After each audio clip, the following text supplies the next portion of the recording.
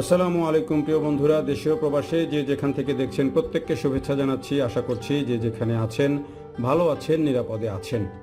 আমাদের যে হযরত শাহজালাল আন্তর্জাতিক বিমানবন্দরের যে বর্তমান যে টার্মিনাল এবং বিমানবন্দরের মোড়, সেই মোড়ের ঠিক নিচে একটি নতুন জগৎ তৈরি হচ্ছে।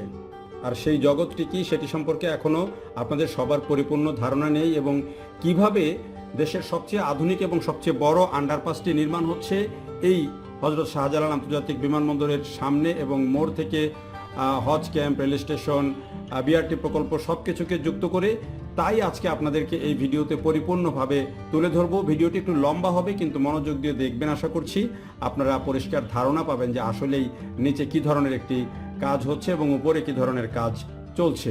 তো ভিডিওটি আমরা শুরু করার জন্য শুরুতেই আমরা যেখান থেকে শুরু করি, যে আমাদের যেই হযরত শাহজালাল আন্তর্জাতিক বিমানবন্দরের যে তৃতীয় টার্মিনাল, সেই তৃতীয় টার্মিনালটির কাজটি কিন্তু এখন মোটামুটি একেবারেই শেষের দিকে। এবছরের শেষে অথবা আগামী বছরের একেবারে শুরুতেই সাধারণ যাত্রীদের ব্যবহারের জন্য এই টার্মিনালটি উন্মুক্ত করে দেওয়া হবে। যদিও বলা হয়েছিল এবছরের অক্টোবরের মধ্যেই এটি সাধারণ যাত্রীদের জন্য উন্মুক্ত করে দেওয়া হবে, কিন্তু কিছু গুরুত্বপূর্ণ কাজ বাকি থাকায় এখন সেটি আগামী বছরের শুরুর দিকে হয়তো সাধারণ যাত্রীদের জন্য ওপেন করে দেওয়া হবে। তবে এটির বাহ্যিক যে অবকাঠামো তৃতীয় টার্মিনালের, তার সবই কিন্তু নির্মাণ হয়ে গেছে। এবং এই যে তৃতীয় টার্মিনালকে ঘিরে আমাদের যে এই এলাকাটি, অর্থাৎ তৃতীয় টার্মিনাল, বর্তমান দুটি টার্মিনাল, হজ ক্যাম্প, বিআরটি প্রকল্প, রেল স্টেশন, এলিভেটেড এক্সপ্রেসওয়ে, এই যে পুরো এই সবগুলো প্রকল্প কিন্তু আমাদের একেবারে এই তৃতীয় টার্মিনাল এবং বর্তমান টার্মিনাল, এই অর্থাৎ বিমানবন্দরকে ঘিরেই কিন্তু এই এলাকাটি এখন নতুন করে রচিত হচ্ছে, নতুন করে এই এলাকাটি পরিচিতি পাচ্ছে। এবং এটিকে বলা হচ্ছে যে আমাদের কমিউনিকেশনের ক্ষেত্রে একটা বড় হাব তৈরি হচ্ছে এখানে, এবং এই বিমানবন্দর এলাকাটি গুরুত্বপূর্ণ হয়ে উঠছে। এখন একদিকে যখন এটি গুরুত্বপূর্ণ হয়ে উঠছে, অন্যদিকে এতগুলো প্রকল্পের মূল সংযোগস্থল এই বিমানবন্দরের সামনে হওয়াতে এখানে কিন্তু গাড়ির চাপও অনেক বেশি। তো গাড়ির চাপ, মানুষের চাপ সব মিলিয়ে এলাকাটি সবসময় একটা ব্যস্ত এলাকা হিসাবে পরিচিত। এবং সেই ব্যস্ত এলাকাটিতে ভবিষ্যতে যেহেতু এই তৃতীয় টার্মিনাল চালু হলে আরও বেশি যাত্রী, আরও বেশি মানুষ, আরও বেশি গাড়ি এই এলাকাতে যুক্ত হবে, তখন এলাকাটি যতই বড় বড় প্রকল্প নেওয়া হোক, তখন কিন্তু এটি ম্যানেজ করা খুব কঠিন হয়ে যাবে। আমাদের যে বর্তমান বিমানবন্দরের সামনে যেই রাস্তা পারাপারের জন্য যে ফুটওভার ব্রিজ রয়েছে, যদিও সেটি বিদ্যুৎ চালিত এসকেলেটর ফুটওভার ব্রিজ, কিন্তু সেটি দিয়ে প্রতি ঘন্টায় 18-20 হাজার মানুষ পার হওয়ার কথা, কিন্তু তাতেও কিন্তু আমাদের সেই চাহিদা পূরণ হয় না। মাঝে মাঝে এসকেলেটরটি নষ্টও থাকে। ফলে এই যে বিমানবন্দরের সামনে আমাদের যে জায়গাটি, এখানে প্রতিনিয়ত বিমানবন্দর থেকে আসা যাওয়া মানুষ, হজ ক্যাম্পে আসা যাওয়া মানুষ, এবং দক্ষিণ খান, আশকোনা এই অঞ্চলটাতে একটা বড় অংশে মানুষের বসবাস, তারা ঢাকার বিভিন্ন অংশে যান। এই যে বিপুল সংখ্যক মানুষ এই বিমানবন্দর এলাকাটি ব্যবহার করেন, সেখানে কিন্তু জনজট এবং যানজট দুটোই লেগে থাকে। আর সেটি থেকে পরিত্রাণ দেওয়ার জন্যই বাংলাদেশের সবচেয়ে স্মার্ট এবং সবচেয়ে দীর্ঘ এই যে আন্ডারপাস, সেটি নির্মাণ হচ্ছে ঠিক এই বিমানবন্দর মোড়ের নিচ দিয়ে। এবং সেটি কিভাবে নির্মাণ হচ্ছে, এর অ্যালাইনমেন্টটি কেমন, সেটি আপনাদেরকে জানাচ্ছি। আমরা যে হজ ক্যাম্প থেকে এটি কিন্তু বের হয়ে এসে এখন যে রেল স্টেশন আছে, রেল স্টেশনের নিচ দিয়ে গিয়ে বিআরটি প্রকল্পটি আছে, বিআরটি প্রকল্পের নিচ দিয়ে বিআরটি প্রকল্পেও একটি মুখ থাকবে মানুষের ওঠানামার জন্য। তারপরে এটি বিমানবন্দরে চলে যাবে এবং বর্তমান টার্মিনাল এবং তৃতীয় টার্মিনাল দুটোকেই যুক্ত করবে। এবং এর জন্য কিন্তু নিচের দিকে সব ধরনের ব্যবস্থাপনায় কিন্তু থাকবে। এখানে লিফট, সিঁড়ি, এসকেলেটর সব ধরনের সুবিধা থাকবে মানুষের জন্য।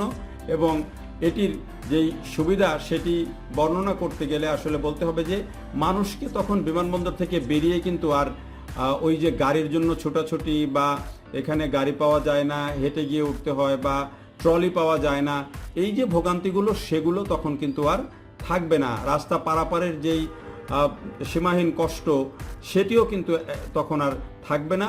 এবং এমন একটি প্রকল্পই কিন্তু এখন বাস্তবায়ন করা হচ্ছে। এবং সেই প্রকল্পের জন্য যে প্রথমে যেটি দেখা দরকার, এই যে দেখেন বিমানবন্দর সড়ক থেকে হাজি ক্যাম্পের দিকে যাওয়ার যে রেলগেট পেরিয়ে যাওয়ার যে সড়কটি, সেই সড়কটি কিন্তু পুরো 4 মাসের জন্য একেবারে বন্ধ করে দেওয়া হয়েছে।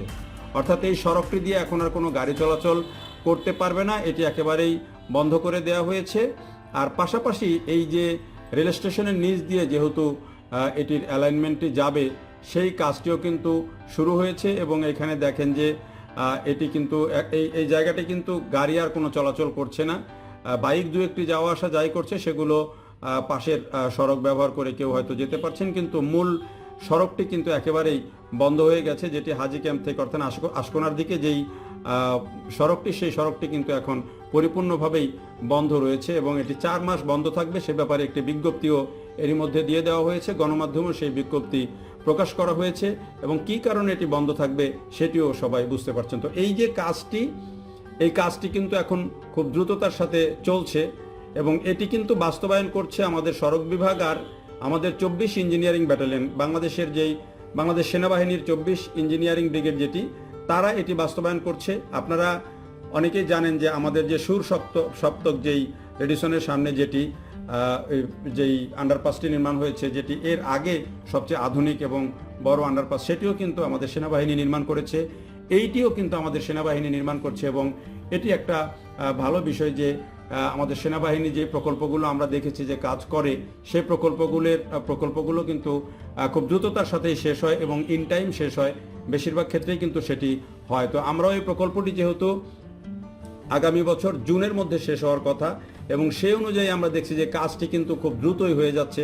গত ডিসেম্বরে এটির কাজ শুরু হয়েছে, এখন কিন্তু এই যে দেখেন একসাথে একদিকে যেমন বিমানবন্দরের সামনে কাজ চলছে, আবার এই যে হাজি ক্যাম্পের সামনে অর্থাৎ যে হজ ক্যাম্প আছে ঠিক তার সামনেই কিন্তু কাজটি চলছে এবং এখান থেকে যেহেতু যেই ক্যানোপি বলি বা যেখান থেকে মানুষ উঠবে নামবে, সেই আন্ডারপাসটি যেখান থেকে শুরু হবে হজ ক্যাম্পের যে সামনে থেকে, সেখানেই কিন্তু কাজগুলো খুব দ্রুততার সাথে চলছে এবং চারিদিকে ফেন্সিং করে নিয়ে এখন কিন্তু কাজগুলো এগিয়ে চলেছে।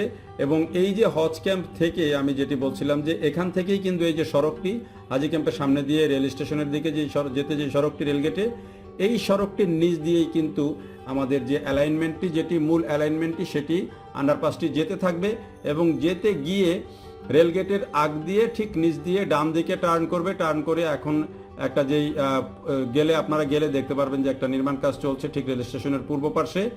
এখানে একদিকে যেমন এলিভেটেড এক্সপ্রেসওয়ের কাজ চলছে, আবার ঠিক এই আন্ডারপাসের নিচের দিকের যে কাজ সেগুলোও কিন্তু এখানে চলছে।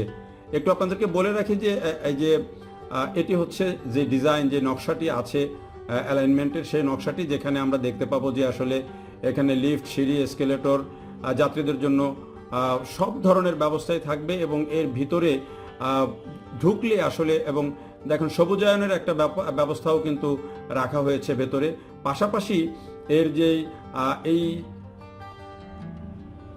এই যে আমাদের এই আন্ডারপাস ধরে চলতে চলতে কিন্তু আপনারা আমাদের যে ইতিহাসের বিভিন্ন দিক সেগুলো কিন্তু জানতে পারবে দর্শনার্থীরা, সেগুলো ডিসপ্লে করা হবে।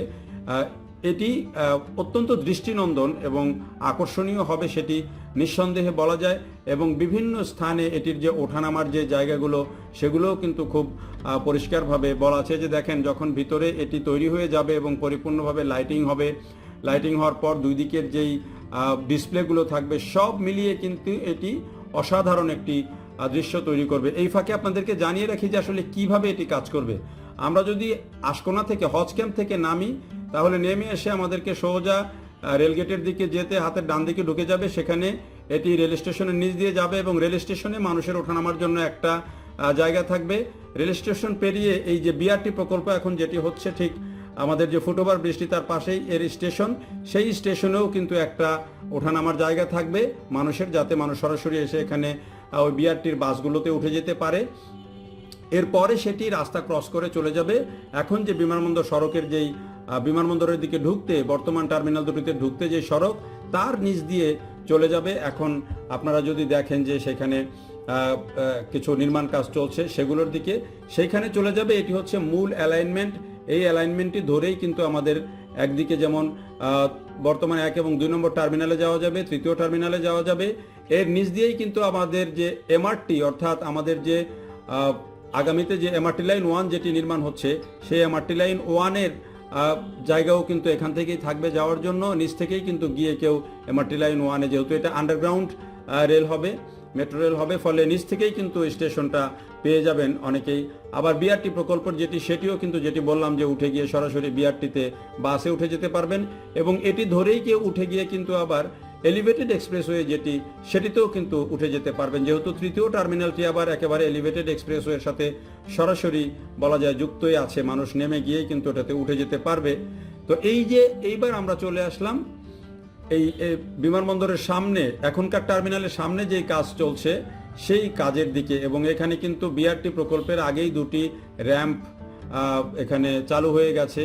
আর ঠিক তার সামনেই এই যে দেখেন যেই মূল যে এখানে যে ক্যানোপি তৈরি হবে, এখানে যে ওঠানামার জায়গা তৈরি হবে, এবং এর সামনেই টার্মিনালের সামনেই যে মূল যেই বলা যায় যে এইটার এই যে আন্ডারপাসটির মূল যে সেন্টার যেই পয়েন্ট সেই জায়গাটি তৈরি হবে, এবং সেখান থেকে ভাগ হয়ে তৃতীয় টার্মিনাল এবং বর্তমান দুটি টার্মিনালের দিকে যাওয়ার যে জায়গা সেটি তৈরি হচ্ছে। তো সব মিলিয়ে আসলে এই যে আমরা দেখেন যে এর মধ্যে কিন্তু এই বিমানবন্দরের যেই আমাদের এখানে কিন্তু নতুন যে এটিসি বলা হয়, এয়ারপোর্ট ট্রাফিক কন্ট্রোল যেই টাওয়ার সেটি নির্মাণ হয়েছে, কন্ট্রোল টাওয়ার, এবং এর পাশে কিন্তু একটি সুন্দর লেকও হবে। এখন যে পানিগুলো দেখছেন লেকের মতো, এটিও কিন্তু একটা অংশ থাকবে কাজের শেষে, এবং এটি কিন্তু অত্যন্ত দৃষ্টিনন্দন হবে, এবং এদিক দিয়ে কেউ কিন্তু এই আন্ডারপাস থেকে উঠে গিয়ে কিন্তু আবার এলিভেটেড এক্সপ্রেসওয়ে ব্যবহার করতে পারবেন অনায়াসে। তো সব মিলিয়ে আসলে এই বিমানবন্দরের সামনে এখন কিন্তু একটি মহা কর্মযজ্ঞ চলছে। এই প্রকল্পটির ব্যয় ধরা হয়েছে 1183 কোটি টাকা, এবং এই প্রকল্পটিতে কিন্তু অনেকগুলো লিফট, এসকেলেটর, এবং যেটি বলা হয় যে রানিং ওয়াকওয়ে, মুভিং ওয়াকার যেগুলোকে বলা হয়, সেগুলোও কিন্তু অনেকগুলো থাকবে। ফলে মানুষের এখানে চলাচল করতে গিয়ে অনেকে হয়তো বলতে পারেন যে এত দূর থেকে কিভাবে চলাচল করবে, টার্মিনাল থেকে বেরিয়ে তারা কিভাবে কোথায় যাবে। এর ভিতরে কিন্তু আবার যে গল্ফ কার্ট যে গাড়িগুলো আছে, সেই গল্ফ কার্ট গাড়িগুলোও কিন্তু চলার ব্যবস্থা থাকবে। ফলে এখন যে আমাদের বর্তমান টার্মিনাল দুটি এবং তৃতীয় টার্মিনাল, সেখানটাকে ঘিরে বিআরটি প্রকল্পে যাওয়া, রেল স্টেশনে যাওয়া, হজ ক্যাম্পে যাওয়া, এলিভেটেড এক্সপ্রেসওয়েতে ওঠা, মেট্রো রেল ব্যবহার করা, সবগুলো অনেক বেশি সহজ হয়ে যাবে, এবং উপরে আর কোনো ভোগান্তি থাকবে না যখন এটি আগামী বছরের মধ্যে নির্মাণ হয়ে যাবে। দেখার জন্য সবাইকে অনেক ধন্যবাদ। ভালো থাকবেন সবাই। আল্লাহ হাফেজ।